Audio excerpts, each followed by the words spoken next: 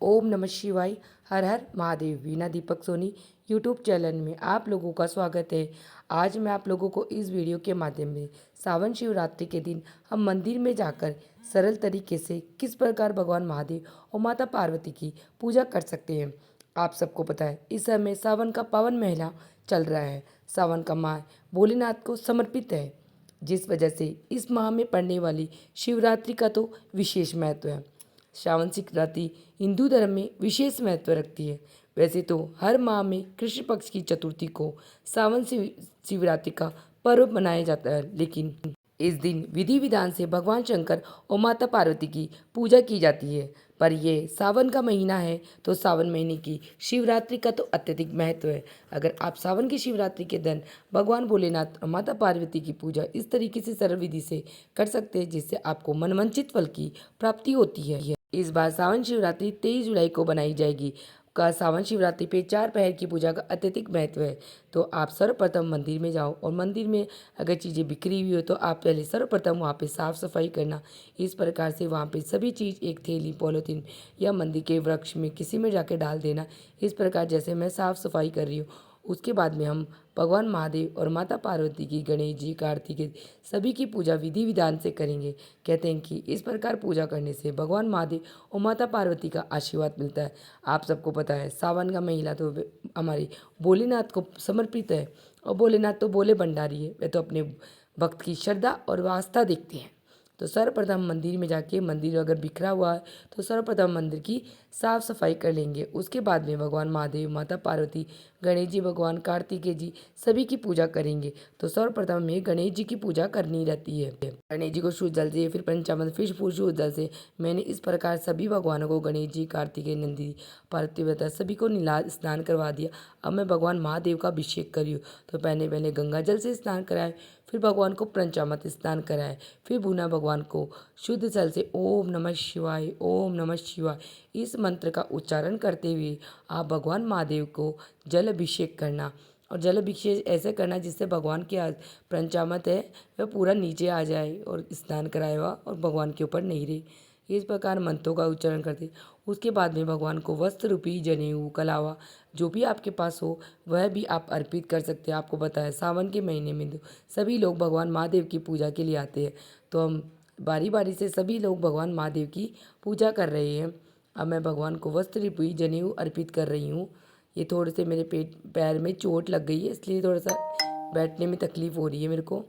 मैंने जनेऊ ओम नमः शिवाय, ओम नमः शिवाय मंत्र का उच्चारण करती हुई भगवान महादेव की पूजा कर रही हूँ। भगवान को चंदन लगाएंगे। आप सबको बताया है भगवान महादेव के शिवलिंग में ही उनके पूरे परिवार के स्थान होता है। तो मैंने पहले अशोक सुंदरी, कार्तिकेय जी, गणेश जी भगवान और माता पार्वती के अष्टकमल पे सभी पर चंदन और रोली का तिलक लगाया है। आप रोली का तिलक लगाओ तो आप ध्यान रखना कि रोली का तिलक हमें शिवलिंग पे नहीं लगाना है, बस माता रानी और गणेश जी, कार्तिकेय से सभी के। उसके बाद में भगवान महादेव को मैं तिरपुन बना रही हूँ, क्योंकि तिरपुन का भी अत्यधिक बाद में, उसके बाद में अक्षत, आप तिल के दाने, सफ़ेद तिल, काले तिल, ये सभी भगवान को, महादेव को अर्पित करते रहे।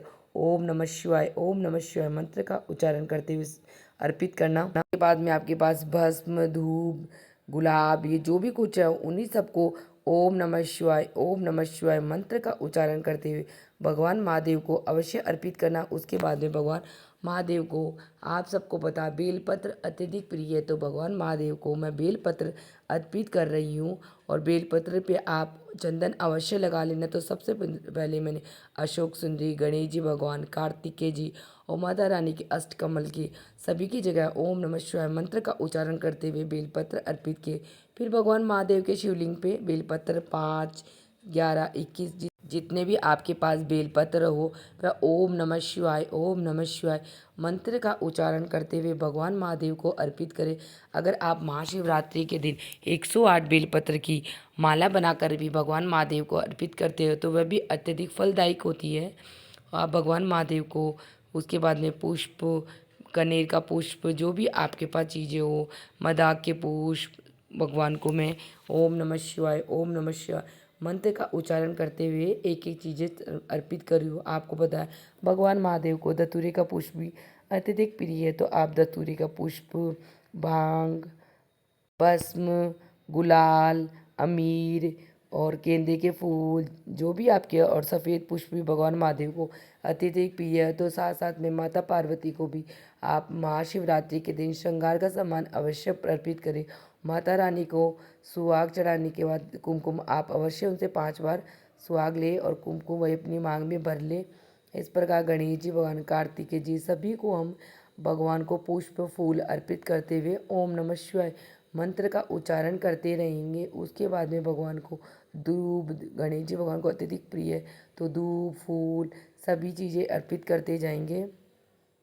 इस प्रकार भगवान महादेव को धतूरे का फूल आप सभी चीज़ें ओम नमः शिवाय मंत्र का उच्चारण करते हुए समर्पित करना। कार्तिकेय जी, नंदी भगवान, गणेश जी भगवान सभी को इस प्रकार ओम नमः शिवाय मंत्र का उच्चारण करते हुए फूल पुष्प सब अर्पित किए। उसके बाद में भगवान महादेव को हम भोग अर्पित करेंगे। तो जो भी आप भोग लाए हो वही भोग ऋतुफल भोग कर सकते हो। आप भोग अपने घर से बना के लाए वह भी भोग अर्पित कर सकते हो। आप मिश्री और पतासे का भोग अवश्य भगवान को अर्पित। आप सरल तरीके से भगवान महादेव की पूजा करना चाहते हो तो आप मिश्री और पतासे का भोग भगवान महादेव को लगा सकते हो, वो उन्हें अत्यधिक प्रिय है।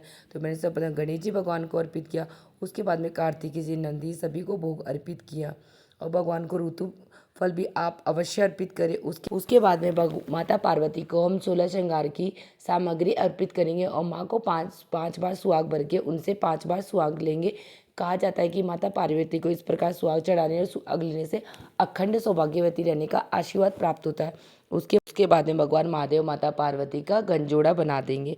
उसके बाद में भगवान महादेव, माता पार्वती और गणेश जी महाराज सभी की आरती करेंगे। भगवान महादेव की आरती के लिए मैंने दीपक प्रज्वलित कर लिया है। तो सर्वप्रथम गणेश जी भगवान की आरती करेंगे। उसके बाद में भगवान भोलेनाथ की आरती करेंगे। सभी की आरती करने के बाद में हम धूप दिया दिखाकर वहीं विराजमान कर देंगे। तो दीपक को आप नीचे मत तो थोड़ा सा चावल का या फूलों का आसन देने के बाद में हमने दीपक को विराजमान किया और भगवान से हाथ जोड़कर प्रार्थना की, अगर भगवान मेरी पूजा पाठ में कोई कमी या गलती हो गई तो उसके लिए मुझे आप माफ़ कर देना। फिर थोड़ा सा जल लेके दीपक के ऊपर आचमन करके 3 बार घुमा देंगे और भगवान से प्रार्थना करेंगे, भगवान मेरी पूजा का पूरा फल मुझे देना। उसके बाद में नंदी भगवान के कान में जाके अपनी विश बोलेंगे कि हमारी मन्नत पूरी करना और उस प्रकार भगवान की अशोक सुंदरी को प्रणाम करके मस्तक झुका लेंगे। भगवान अगर कोई गलती हो गई तो उसके लिए आप मुझे माफ़ कर देना। उसके बाद में भगवान महादेव के पास में 3 ताली बजाने का अत्यधिक महत्व है। तो मंदिर भगवान के सामने 3 बार ताली बजाएंगे और हमारी मनोकामना बोलेंगे और हमारी गलती के लिए हमें क्षमा याचना भी कर लेंगे। इस प्रकार हम मंदिर में जाकर साधारण तरीके से भगवान महादेव और माता पार्वती की पूजा कर सकते और उनसे आशीर्वाद प्राप्त कर सकते। इस प्रकार मेरी सावन शिवरात्रि के दिन मंदिर में जाकर पूजा करने की वीडियो समाप्त होती है। आप सबको मेरी वीडियो कैसी लगी मुझे कमेंट बॉक्स में हर हर महादेव लिख के ज़रूर बताना और मेरी वीडियो पसंद आई तो वीडियो को लाइक कर लेना और चैनल को सब्सक्राइब कर लेना, जिससे आने वाली वीडियो का नोटिफिकेशन आप लोगों को मिल सके। वीडियो देखने के लिए आप सभी का धन्यवाद। मिलते हैं नेक्स्ट वीडियो में, तब तक के लिए हर हर महादेव, ओम नमः शिवाय और सावन शिवरात्रि की बहुत बहुत शुभकामनाएं आप सभी को।